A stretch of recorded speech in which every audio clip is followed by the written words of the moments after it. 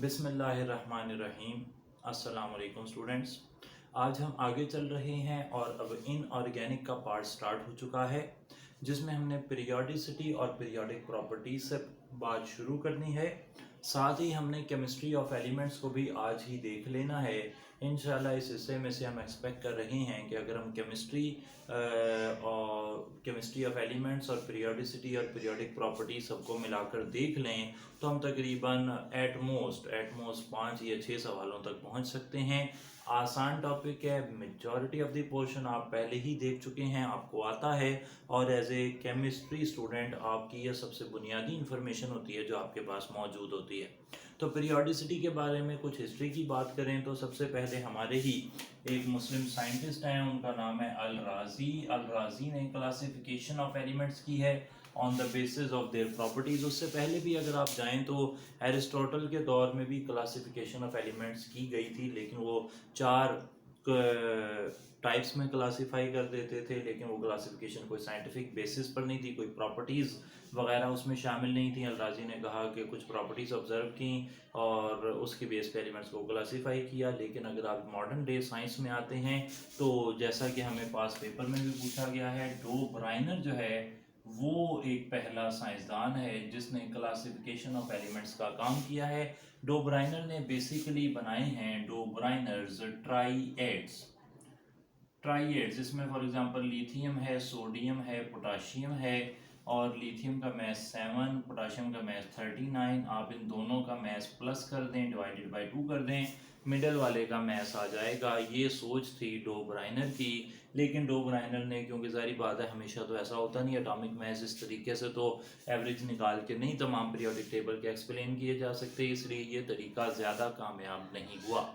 Dough ब्राइनर के बाद एक और साइंसदान आया है, उसे कहते हैं Newland was basically a musician और न्यूलैंड ने दिया था Newland's law of octaves. Music में ना 7 आप वो जिन्हें आप कहते हैं कि टोन्स या नोट्स लगा सकते हैं, तो उसी को कहा न्यूलैंड ने कि जनाब जिस तरह 7th टोन के बाद 8th टोन फर्स्ट से मैच करती है, इसी तरीके से एलिमेंट्स में 8th element resembles in properties with the first element. तो यहाँ पर उसने जो हमें मिसाल दी उसमें था लिथियम, उसके बाद बेरिलियम, फिर बोरॉन, फिर कार्बन, नाइट्रोजन, ऑक्सीजन, फ्लोरीन और फिर सोडियम आ जाता था। ये बात याद रहे कि अभी तक नोबल गैसेस डिस्कवर नहीं हुई हैं, तो every 8th element resembles in properties with the first element if elements are arranged on the basis of their increasing atomic masses. तो एटॉमिक मैस ही डिस्कवर हुआ था, एटॉमिक मैस की ही बातें हुआ करती थी। एटॉमिक नंबर तो 1913 में जाकर मोज़ले ने डिस्कवर किया है, तो उससे पहले जो भी बात होगी वो सिर्फ एटॉमिक मैस की ही होगी। अच्छा, न्यूलैंड का लॉ फेल हो गया डेफिनेटली, तमाम एलिमेंट्स को अरेंज नहीं किया जा सका। हमेशा 8th एलिमेंट रिजेंबल नहीं करता, 18th एलिमेंट भी रिजेंबल करता है और शायद 32nd एलिमेंट भी रिजेंबल करता है। जैसा कि मॉडर्न पीरियोडिक टेबल में आप जानते हैं नोबल गैसेस यहाँ पर नहीं थी, तो नोबल गैसेस आएंगी तो 9th एलिमेंट रिजेंबल करेगा प्रॉपर्टीज से।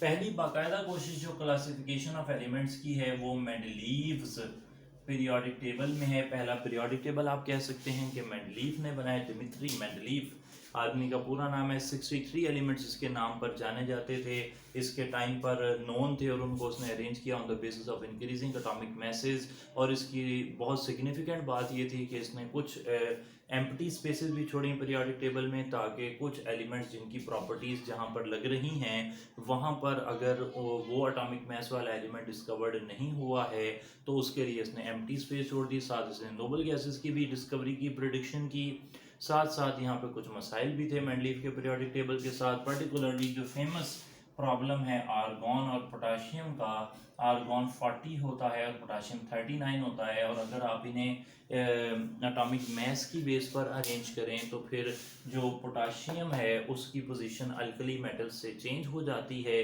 तो ये प्रॉब्लम जो है इसका हल निकाला है मेंडलीव ने हल नहीं निकाला, बल्कि मेंडलीव ने यहाँ पे ना थोड़ा सा तंग नज़री से काम लिया है। उसने instead of arranging the elements on the basis of increasing atomic masses, cobalt और निकल में भी प्रॉब्लम आया, तो उसने क्या किया, उसने कहीं पर अपने ही रूल्स को वायलेट किया।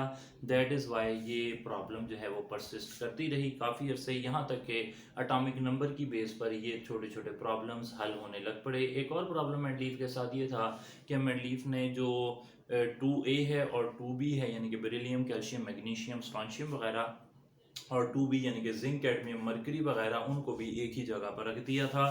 उनके लिए कोई सेपरेट उसने जो ट्रांजिशन एलिमेंट्स का कंसेप्ट है या बी टाइप के जो एलिमेंट्स हैं, जिस तरह हम कहते हैं कि 2A, 2B, 3A, 3B वगैरह, ये कंसेप्ट मेंडलीफ के पास अवेलेबल नहीं था। अच्छा, मेंडलीफ के बाद फिर आखिरकार ये सब तो एटॉमिक मास की बेस पर हैं, तो फिर आ गया मॉडर्न पीरियोडिक टेबल, और modern periodic table atomic number की बेस पर अरेंज किया गया था। मॉडर्न पीरियोडिक टेबल में अलग अलग दौर में अलग अलग एलिमेंट्स रहे हैं। फिलहाल 118 एलिमेंट्स हैं जो डिस्कवर्ड हैं, चाहे वो सिंथेटिक हों चाहे नेचुरल हों। तो मॉडर्न पीरियोडिक टेबल में एटॉमिक नंबर की बेस पर जब एलिमेंट्स को अरेंज किया जाता है तो देखा यह गया है कि आप उनमें ग्रुप्स और पीरियड्स की शक्ल में कुछ इस किस्म की एक अरेंजमेंट बना सकते हैं। और यहाँ पर अलग से कुछ दो सीरीज भी हैं। जो वर्टिकल लाइंस होती हैं इन्हें ग्रुप्स कहा जाता है, और जो हॉरिजॉन्टल लाइंस होती हैं उन्हें आप पीरियड्स कह देते हैं। पीरियड्स की तादाद 7 है, ग्रुप्स की तादाद 18 है, या फिर आप इन्हें 8A और 8B भी कह सकते हैं। और 8A और 8B के अंदर जो 8th वाला B है उसमें आगे 3 ग्रुप होते हैं, जैसा कि आप यहाँ पर देखते हैं। आयरन, कोबाल्ट और निकल सब के सब 8B में ही रखे गए हैं, तो इस तरह ये 18 हो जाते हैं। क्लियर हो गई जी बात। तो ग्रुप्स जो हैं वो ए वाले जो एलिमेंट्स हैं, अब यहाँ पर क्योंकि पीरियोडिक टेबल काफ़ी लेंथी है, इसके बारे में काफ़ी इंफॉर्मेशन मैं बेसिकली जल्दी जल्दी बताता रहूँ। ग्रुप जो ए वाले हैं उन्हें आप कहते हैं नॉर्मल एलिमेंट्स, और जो बी वाले हैं उन्हें आप कह देते हैं ट्रांजिशन एलिमेंट्स। जो ट्रांजिशन एलिमेंट्स हैं वो आगे दो टाइप के हैं। एक आउटर ट्रांजिशन है जैसे कि डी ब्लॉक वाले, और एक इनर ट्रांजिशन है जैसे कि एफ ब्लॉक वाले। जो डी ब्लॉक वाले हैं उनमें 3D, 4D या 5D फिल हो सकता है, इसी मुनासबत से उनकी 3D, 4D, 5D सीरीज हैं। एफ ब्लॉक वालों में 4F और 5F फिल हो सकता है। 4F वालों को आप यहाँ पर रखते हैं, और वो 58 से 71 एटॉमिक नंबर वाले, उन्हें लेंथेनाइड्स कहते हैं क्योंकि वो लेंथेनम 57 के बाद आ रहे हैं। और 5F वालों को आप 90 से 103 वाले, उन्हें एक्टिनाइड्स कहते हैं क्योंकि वो एक्टिनम के बाद आ रहे हैं। ट्रांजिशन एलिमेंट्स इन्हें इसलिए कहा जाता है क्योंकि इनकी प्रॉपर्टीज ट्रांजिट करती हैं, चेंज होती हैं between the metallic elements of S block and non metallic elements of P block for particularly D sub shell. और जो एफ ब्लॉक वाले हैं उनके अंदर लेंथेनाइड या एक्टिनाइड कॉन्ट्रैक्शन की वजह से उन सबके साइज बिल्कुल सिमिलर हो जाते हैं। एमएससी के अंदर आपने लेंथेनाइड्स और एक्टिनाइड्स को पढ़ा है कि उनकी properties are very close to each other, और इसी वजह से वो इकट्ठे ही पाए जाते हैं। उनको सेपरेट करने के लिए स्पेशल किस्म की साइंसेज आपको डेवलप करनी पड़ती हैं, वरना आप उन्हें सेपरेट नहीं कर पाते। मज़ीद बातें जो बहुत सारी हो सकती हैं वो ये है कि ग्रुप के अंदर जो इलेक्ट्रॉनिक कन्फिगरेशन है वो सेम रहती है। वैलेंस शेल इलेक्ट्रॉनिक कन्फिगरेशन वो सेम रहती है। लेफ्ट टू राइट अगर आप जाते हैं तो कुछ प्रॉपर्टीज इंक्रीज करेंगे, उनके बारे में हम बात कर लेंगे। कुछ मशहूर ग्रुप्स के नाम क्या क्या हैं, और इस तरह की और सारी बातें इन पर बात करते हैं जी। तो ग्रुप्स की बात को आगे लेकर चलते हैं। ग्रुप्स में जो 1A के मेंबर्स हैं उन्हें आप कहते हैं अल्कली मेटल्स। जो 2A वाले मेंबरान हैं उन्हें आप कहते हैं alkaline earth metals. Alkali metals और अल्कलाइन अर्थ मेटल्स के पीछे नाम के पीछे ओरिजिन बड़ा सादा है। Alkali metals because they form base, water soluble base, और अल्कली जो है वो एशेस से हासिल हुए थे, पहली बारी अरब्स ने हासिल किए थे। और अल्कलाइन अर्थ मेटल्स अर्थ में ज़्यादा पाए जाते हैं, और अल्कली यानी कि अगेन वो वाटर सॉल्युबल बेस बना सकते हैं। इसके बाद आगे चलते हैं तो हमारे पास आते हैं 6A वाले, जिन्हें आप चैल्कोजेंस कहते हैं। कॉपर फॉर्मर, क्योंकि वो कॉपर बना सकते हैं, वो कॉपर के ओर्स की फॉर्म में कॉपर ऑक्साइड, कॉपर सल्फाइड वगैरह पाए जाते हैं। अगर हम बात करें 7A की, तो 7A को आप नाम दे देते हैं हेलोजेंस, क्योंकि वो सॉल्ट्स की फॉर्म में पाए जाते हैं। अगर हम बात करें 8A की, तो 8A वालों को नोबल गैस कहते हैं। रिले और रैमसे ने नोबल गैसेस की डिस्कवरी में बड़ा काम किया है, फ्रैक्शनल डिस्टिलेशन ऑफ एयर से उन्हें हासिल किया है। नोबल गैसेस की बात हो जाए, अगर आप पांचवें की बात करते हैं, फिफ्थ ग्रुप की, नाइट्रोजन ग्रुप की, तो उन्हें नाइकोजन कहते हैं, चोकर्स कहते हैं बेसिकली। तो ये कुछ मशहूर मशहूर ग्रुप्स के नाम हो जाएंगे जो आप देख लेते हैं। इसी तरीके से अगर मैं 1b की बात करूं तो 1b को कॉइनेज मेटल्स कहते हैं, क्योंकि बेसिकली उनसे कॉइन्स बनाए जाते रहे हैं बड़े अरसे। कॉपर, सिल्वर और गोल्ड, दिनार और दिरहम जो इस्लामिक करेंसी के तौर पर भी इस्तेमाल होते रहे हैं, वो भी असल में कॉइनेज मेटल्स ही थे। सही होगा जी बात। तो ये ग्रुप्स में मुख्तलिफ एलिमेंट्स की बात हो गई। अब हम बात कर रहे हैं कि पीरियड्स के अंदर आगे किस तरीके से डिवीजन है। तो देखा यह गया है कि अगर आप पहले पीरियड की बात करें तो इसमें 2 एलिमेंट हैं, दूसरे पीरियड में 8 एलिमेंट हैं, तीसरे पीरियड में 8 एलिमेंट हैं, चौथे में 18 एलिमेंट हैं, पांचवें में 18 एलिमेंट हैं, छठे में 32 एलिमेंट हैं और सातवें में 24 एलिमेंट हैं। ये पुराने वक्तों के हिसाब से अब डेफिनेटली ये सातवां ग्रुप भी तकरीबन कंप्लीट हो चुका है। ये सारी बातें हमने जनरली देख ली। अब हमने जब ये मेन एरिया कंप्लीट कर लिया है तो अब ब्लॉक्स की बात कर लेते हैं। पीरियोडिक टेबल में जो 1a और 2a वाले हैं इन्हें s ब्लॉक कहते हैं, क्योंकि इनमें s ऑर्बिटल या s sub shell is in the process of completion है। अगर आप 3a से लेकर 8a की बात करते हैं तो इन सबको आप p ब्लॉक कह देते हैं। जो d ब्लॉक वाले हैं ट्रांजिशन एलिमेंट्स वो d ब्लॉक हो जाएंगे और लेंथेनाइड्स और एक्टिनाइड्स को f ब्लॉक कह देते हैं। आपको ये सवाल पूछे जा सकते हैं कि कौन से ब्लॉक में कितने एलिमेंट्स हैं, या s ब्लॉक में कौन है या p ब्लॉक में कौन है। इस तरह की बातें छोटी मोटी आ सकती हैं, आप ये बेसिक बातें जानते ही हैं। अब हम चल रहे हैं कुछ प्रॉपर्टीज़ की तरफ और हम स्टार्ट कर रहे हैं स्ट्रिक्टली। मैं यहाँ पर बताता चलूँ कि strictly we are following FSC part 1 and part 2 book, और बहुत ही छोटी सी इंफॉर्मेशन, थोड़ी सी इंफॉर्मेशन वो हमने हायर बुक से ली है, और वो भी आप जो बीएससी की बुक है उसमें कुछ उसका आइडिया है, लेकिन ये जीटी टूली में एक अच्छी इन्फॉर्मेशन थी पर्टिकुलरली अबाउट इलेक्ट्रोनेगेटिविटी, तो वो हमने वहाँ से लेकर यहाँ पर शामिल कर दिया। अगर आपके पास जीटी टूली नहीं है तो कोई परेशानी नहीं है, हम जितनी इन्फॉर्मेशन देंगे इंशाल्लाह that will be self sufficient. आगे चलते हैं जी। सबसे पहले हम बात कर रहे हैं जी रेडियस की या रेडियाई की, और रेडियाई में हमने जो रेडियस पढ़ने हैं वो होंगे एटॉमिक रेडियस, और होंगे आयोनिक रेडियस, और होंगे कोवेलेंट रेडियस। सही होगा जी बात। एटॉमिक रेडियस बिल्कुल सादी सी बात है, distance between the nucleus of an atom and the valence shell, इसे आप कहते हैं एटॉमिक रेडियस। एटॉमिक रेडियस जाहिर बात है कि जब आप अगर एक ग्रुप में टॉप टू बॉटम जाएंगे तो एटॉमिक रेडियस इंक्रीज करेगा। इस इंक्रीज की वजह क्या है? इसकी वजह है कि शेल्स इंक्रीज कर रहे हैं, उन शेल्स का शील्डिंग इफेक्ट इंक्रीज कर रहा है। सही होगा जी बात। तो इस वजह से एटॉमिक रेडियस नीचे की तरफ बढ़ रहा है, शेल्स कंसेक्टिवली दूर जाते जा रहे हैं, डिस्टेंस बढ़ता जा रहा है। अगर हम बात करें left to right in a period की तो एटॉमिक रेडियस डिक्रीज कर रहा है, और वो इसलिए डिक्रीज कर रहा है कि शेल्स सेम रह रहे हैं जबकि न्यूक्लियर चार्ज वो इंक्रीज कर रहा है। सही होगा जी बात। ऐसे हो जाएगा। अब हम यहाँ से अंदाज़ा लगा सकते हैं कि किसका एटॉमिक रेडियस किससे बड़ा है। आपको एलिमेंट्स के नाम और उनकी कुछ पोजीशन आनी चाहिए, लिथियम, सोडियम, पोटाशियम वगैरह। डाउन दी ग्रुप कौन जा रहे हैं, लेफ्ट टू राइट, फ्लोरीन कहाँ पर है, क्लोरीन कहाँ पर है, और लिथियम कहाँ है, और बेरिलियम कहाँ है। ये तरह की बातें आपको पीरियोडिक टेबल देखकर अंदाजे में रहनी चाहिए। आगे चलते हैं, कुछ बात कर आयनिक रेडियस से पहले हम कोवेलेंट रेडियस की बात कर लेते हैं। कोवेलेंट रेडियस जो है ना वो है distance between the nuclei of two bonded atoms that are held together by single covalent bond. दो एटम है उनके दरमियान में सिंगल कोवेलेंट बॉन्ड है, उनके दरमियान में जो डिस्टेंस है ना इसे आप कह देते हैं कोवेलेंट रेडियस। कोवेलेंट रेडियस कई दफ़ा एडिटिव प्रॉपर्टी भी होती है, particularly for non polar molecules. Like अगर आप हाइड्रोजन की बात करते हैं तो हाइड्रोजन में कोवेलेंट रेडियस है 75.4 पिकोमीटर। इसे हाफ कर लेंगे तो एक एटम के लिए वैल्यू आ जाएगी। किताब में कार्बन क्लोरीन की मिसाल भी दी हुई है फर्स्ट ईयर में, लेकिन अगर डिफरेंट टाइप ऑफ एटम है तो कोवेलेंट रेडियस जो है ना वो कई दफ़ा इतने ज़्यादा एडिटिव भी नहीं होते, लेकिन स्टैंडर्ड हालात में they are additive in nature. सही होगा जी बात। रेडियस को मालूम करने के लिए एक्सरे डिफ्रैक्शन, न्यूट्रॉन डिफ्रैक्शन और स्पेक्ट्रोस्कोपी इस्तेमाल हो रहे हैं। जो आयनिक रेडियस है उसको इस्तेमाल नापने के लिए लॉर्ड्स मेथड और पॉलिंग्स मेथड इस्तेमाल हो रहे हैं। अच्छा, आयनिक रेडियस क्या है? Distance between the nucleus and valence shell of an ion. जब आयन की बात होगी तो आयनिक रेडियस हो जाएगा।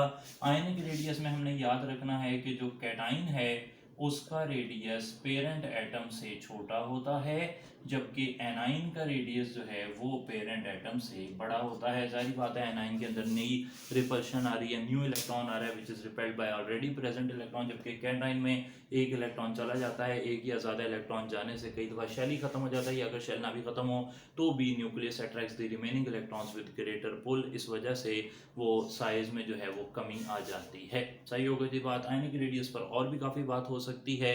एक बात ये याद रखनी है आपने कि अगर आप बात कर रहे हों एक ही पीरियड के अंदर आपके पास कुछ आइसो इलेक्ट्रॉनिक कैटाइंस हैं, isoelectronic cations same number of electrons वाले, for example sodium plus Mg+2 Al+3 isoelectronic cations हो, तो जिस पर चार्ज ज़्यादा है ना उसका साइज छोटा होगा। सही है जनाब, जिस पर चार्ज ज़्यादा है उसका साइज छोटा होगा। तो आइसो इलेक्ट्रॉनिक कैटाइंस के लिए भी लेफ़्ट टू राइट साइज जो है वो छोटा होता है। क्लियर हो गई जी बात। आइसो इलेक्ट्रॉनिक कैटाइंस के लिए लेफ़्ट टू राइट साइज छोटा होता है, और आइसो इलेक्ट्रॉनिक एनाइंस के लिए for example P-3 S-2 Cl-, यहाँ पर भी लेफ्ट टू राइट साइज कम होगा।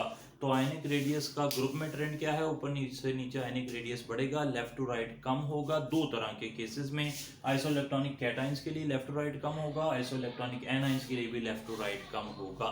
क्लियर हो गई जी बात। लेकिन यहाँ पर एक थोड़ी सी बात मैं क्लियर कर दूँ, मैं इन दोनों को मिलाकर थर्ड पीरियड के तमाम एलिमेंट मेंशन कर रहा हूँ। Na+ इसका रेडियस ज़्यादा है Mg+2 से, इसका रेडियस Al+3 से ज़्यादा है, इसका रेडियस Si+4 से ज़्यादा है।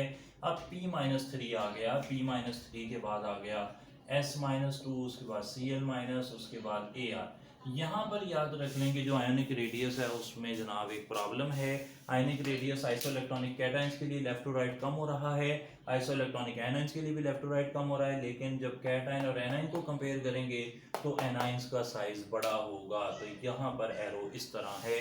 ये इन्फॉर्मेशन आपको देखकर अंदाज़ा भी हो जाएगा कि ऐसा क्यों है। चलें फिर अब आगे चलते हैं जी। अब हमने आपके सामने स्पेशली कुछ चीज़ें जी टोली जो बुक है उसमें से निकाल कर रख दी हैं। यहाँ पर बात हो रही है रेडियस रेशो की। आपने आयोनिक कंपाउंड्स के अंदर उनकी प्रॉपर्टीज़ के अंदर ये बात समझी है, सीखी है, काफ़ी दफ़ा ये बात हुई है कि रेडियस रेशो जो है वो एक इम्पॉर्टेंट गाइडलाइन है to tell us about the geometry, या फिर जो स्ट्रक्चर है क्रिस्टल लैटिस का उसके बारे में इंफॉर्मेशन हमें इससे मिलती है। तो पता ये लगा है कि जो रेडियस रेशो है, radius of cation to radius of anion, इसके बारे में अगर बात की जाए तो इसकी जो वैल्यूज़ हैं वो कुछ इस तरह आ सकती हैं, और इन वैल्यूज़ को देखकर आप ज्योमेट्री का अंदाज़ा लगा सकते हैं, टेट्राहेड्रल या स्क्वायर प्लेनर या ऑक्टाहेड्रल, और इसी बेस पर आप कोऑर्डिनेशन नंबर ऑफ कैटाइन का भी अंदाज़ा लगा सकते हैं, या कोऑर्डिनेशन नंबर ऑफ एनाइन का भी हिसाब लगा सकते हैं।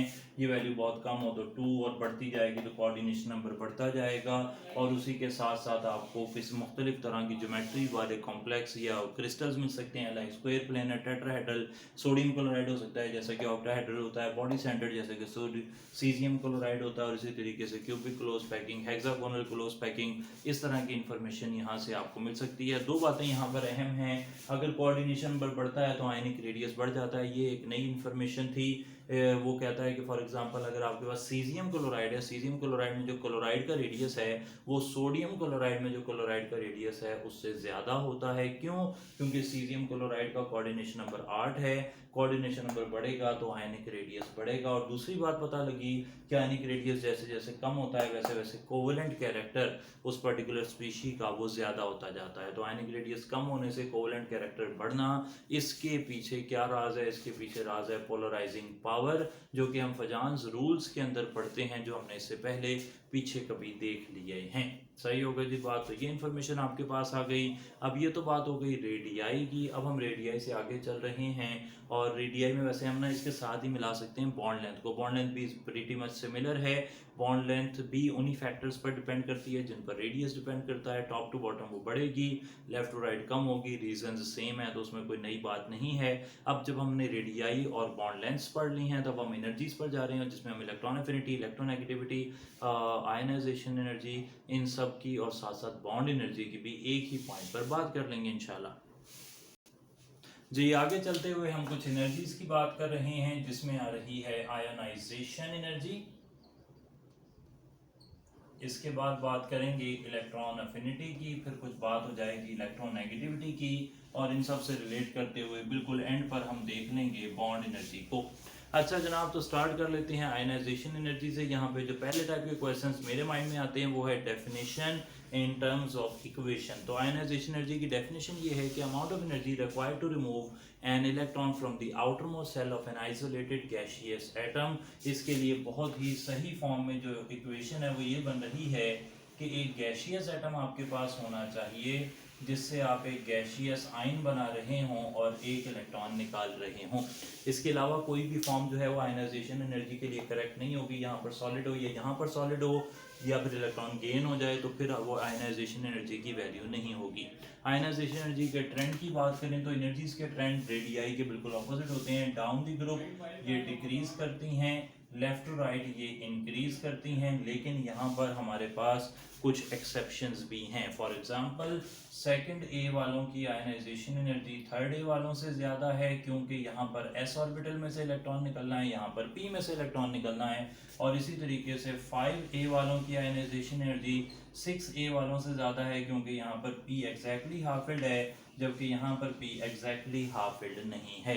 आयनाइजेशन एनर्जीज के बारे में ये भी याद रहे कि जो आयनाइजेशन एनर्जी है, फर्स्ट आयनाइजेशन एनर्जी वो सेकंड वाले से कम होती है और सेकंड वाली थर्ड से कम होती है, क्योंकि सक्सेसिव रिमूवल ऑफ इलेक्ट्रॉन से nucleus charge attracts the remaining जो इलेक्ट्रॉन्स हैं विद ग्रेटर पुल। इस वजह से ऐसा होता है। एक और बात याद रखें कि ionisation energy is an index of metallic character. जितना आयनाइजेशन एनर्जी की वैल्यू कम होगी उतना मेटालिक कैरेक्टर जो है, मेटालिक नेचर जो है वो ज़्यादा होती है। ये भी आयनाइजेशन एनर्जी से इंफॉर्मेशन मिलती है। आयनाइजेशन एनर्जी पर कौन से फैक्टर्स अफेक्ट करते हैं, तो उनमें अगर हम बात करें तो वो होते हैं शेल्स असर डाल रहे हैं आयनाइजेशन एनर्जी पर। नंबर ऑफ शेल्स असर डाल रहे हैं, शेल्स बढ़ते जाते हैं, आयनाइजेशन एनर्जी कम होती जाती है। आयनाइजेशन एनर्जी पर शीलिंग इफेक्ट असर डाल रहा है, शीलिंग इफेक्ट बढ़ेगा, आयनाइजेशन एनर्जी कम हो जाएगी। आयनाइजेशन एनर्जी पर असर डाल रहा है nature of orbital, S orbital पर, क्योंकि न्यूक्लियर पुल ज़्यादा होता है इसलिए एस ऑर्बिटल से इलेक्ट्रॉन निकालना मुश्किल होता है एज कम्पेयर टू पी, जैसा कि हम सेकंड की थर्ड से आयनाइजेशन एनर्जी के डिफरेंस से अंदाज़ा लगा सकते हैं। Ionisation energy can predict the oxidation state of an element also. तो वो वैलेंसी के बारे में प्रिडिक्ट कर सकता है, क्योंकि जब आयनाइजेशन एनर्जी का गैप सेकंड से थर्ड में अगर बहुत ज़्यादा हो जाता है तो it means the element shows valency या oxidation number of 2 in major cases. For example magnesium के लिए जो सेकंड आयनाइजेशन एनर्जी है वो 1450 है, थर्ड आयनाइजेशन एनर्जी 7740 है, तो बड़ा डिफरेंस है। ये आयनाइजेशन एनर्जी जो है हमें वैलेंसी के बारे में इंफॉर्मेशन दे रही है। तो आयनाइजेशन एनर्जी जो है ये हमने देख ली, इस तरीके से है इसके हालात। उसके साथ ही इलेक्ट्रॉन अफिनिटी की अगर हम बात कर लें तो इलेक्ट्रॉन अफिनिटी यहाँ पर सारी बात है फैक्ट जो आयनाइजेशन एनर्जी है ना वो उस पर भी डिपेंड कर रही है जिसे आप कहते हैं न्यूक्लियर चार्ज। लेकिन न्यूक्लियर चार्ज ना आमतौर पर सिर्फ पीरियड के अंदर ही सिग्निफिकेंट होता है, ग्रुप के अंदर तो शेल के बढ़ने से न्यूक्लियर चार्ज का असर जो है वो मांद पड़ जाता है, it is no more significant. तो इलेक्ट्रॉन एफिनिटी जो है, electron affinity is the amount of energy absorbed और evolved when electron is added to the outermost shell of an isolated gaseous atom. Again यहाँ पर वो जो गैसियस एटम वाली बात है वो बड़ी ज़रूरी है, उस बेस पर आपको सवाल पूछा जा सकता है। इलेक्ट्रॉन एफिनिटी को नापने के लिए आप बॉर्न हार्बर साइकिल यूज़ करते हैं, क्योंकि आमतौर पर ये सिचुएशन हमेशा क्रिएट नहीं की जा सकती, ये रियल लाइफ में इस तरीके से रिएक्शन को करवाना वो ज़रा मुश्किल हो जाता है। अच्छा, इलेक्ट्रॉन एफिनिटी जो है, इलेक्ट्रॉन एफिनिटी फैक्टर्स पर डिपेंड करती है और तकरीबन उन्हीं फैक्टर्स पर डिपेंड करती है जिन पर आयनाइजेशन एनर्जी डिपेंड करती है। इलेक्ट्रॉन एफिनिटी की वेरिएशन वैसे ही है जैसे कि आयनाइजेशन एनर्जी की है, लेकिन यहाँ पर जो पीरियड की वेरिएशन है उसमें थोड़ी सी तब्दीली आ गई है। उसमें तब्दीली ये आ गई है कि अब जो सेकंड ए वालों की इलेक्ट्रॉन एफिनिटी है वो थर्ड ए वालों से कम आ गई है, और जो फिफ्थ ए वालों की है उनकी सिक्स्थ ए वालों से कम आ गई है, और इसी तरीके से एट्थ ए वालों की जो है वो 7 ए वालों से इलेक्ट्रॉन एफिनिटी कम आ गई है। इसकी वजह बड़ी कॉमन है जी, जो सेकंड ए वाला है उसमें एस कम्प्लीटली फील्ड है, जो फिफ्थ ए वाला है उसमें पी हाफ फील्ड है स्टेबल कन्फिग्रेशन, और एट्थ ए वाले में पी कम्प्लीटली फील्ड है स्टेबल कन्फिग्रेशन है। स्टेबल कन्फिग्रेशन में से इलेक्ट्रॉन निकालना मुश्किल है इसलिए उसकी आयनाइजेशन एनर्जी बढ़ जाती है, और स्टेबल कन्फिग्रेशन में इलेक्ट्रॉन डालना भी मुश्किल है इसलिए उसकी इलेक्ट्रॉन एफिनिटी एक्सेप्शनली लो वैल्यूज हो जाती हैं। क्लियर हो गई जी बात। यहाँ पे आपको ग्रुप नंबर के हवाले से कोई भी वैल्यू पूछी जा सकती है। इसके बाद अब हम आगे चल रहे हैं और यहाँ पर पहले बॉन्ड एनर्जी को देख लेते हैं और फिर हम चलेंगे आगे इलेक्ट्रोनेगेटिविटी की तरफ, क्योंकि उस पर मजीद बात भी हो सकती है। तो bond energy is pretty much similar to ionisation energy, electron affinity. Bond energy down the group जो है वो कम होती है और लेफ्ट टू राइट बढ़ती है। बॉन्ड एनर्जी किन फैक्टर्स पर डिपेंड करती है? इनकी अगर मैं बात करूं तो बॉन्ड एनर्जी डिपेंड करती है, पहले तो बॉन्ड लेंथ की इन्वर्सली प्रोपोर्शनल है। अगर आप बात कर रहे हैं मल्टीपल बॉन्ड्स की तो ये एस कैरेक्टर के डायरेक्टली प्रोपोर्शनल है। अगर बॉन्ड में एस कैरेक्टर ज़्यादा होगा, जैसे कि कार्बन कार्बन बॉन्ड की बात करें, कार्बन कार्बन सिंगल बॉन्ड में 25% एस कैरेक्टर होता है, डबल बॉन्ड के अंदर 66% एस कैरेक्टर होता है, ट्रिपल बॉन्ड के अंदर 50% एस कैरेक्टर होता है। जैसे 33 पहले हो गया, 25% फिर 33% फिर 50%। तो sp3 से sp हाइब्रिडाइजेशन की तरफ जाते हुए s कैरेक्टर बढ़ता है और उसी मुनासबत से बॉन्ड एनर्जी भी बढ़ती जाती है। सही होगा जी बात। बॉन्ड एनर्जी पीरियड में बढ़ेगी, ग्रुप में कम हो जाएगी। क्लियर हो गई जी बात। ये वैल्यूज आपको मिल जाएंगी इंशाल्लाह। टॉपिक आप देख लें। इलेक्ट्रोनेगेटिविटी डिफरेंस के डायरेक्टली प्रोपोर्शनल है, यस बड़ी अच्छी बात है। जितना इलेक्ट्रोनेगेटिविटी डिफरेंस ज़्यादा होगा उतनी बॉन्ड एनर्जी ज़्यादा होगी। तो ये हो गई जी बात यहाँ तक बॉन्ड एनर्जी की भी। अब चलते हैं इलेक्ट्रोनेगेटिविटी की तरफ।